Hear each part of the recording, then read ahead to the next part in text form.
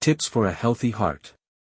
A total of 17.9 million people of all deaths around the world take place due to cardiovascular diseases, that is 31% of the total deaths counted. This is why keeping your heart healthy is so important. The heart pumps blood throughout the body, keeping it active. A healthy heart keeps your brain and body strong and active. Here are 8 steps that can help you do that.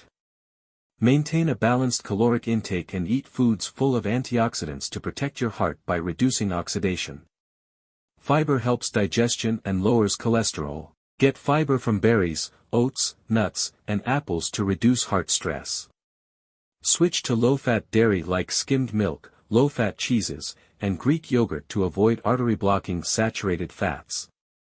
Unsaturated fats, from foods like olives, avocados, and nuts, can lower cholesterol and improve heart health. Decrease salt intake.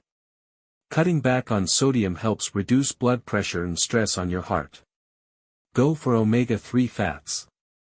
Fatty fish like salmon, walnuts, and flax seeds are rich in omega-3s, which help lower bad cholesterol. Increase movement. Aim for 30 minutes of moderate exercise daily to manage weight and strengthen your heart.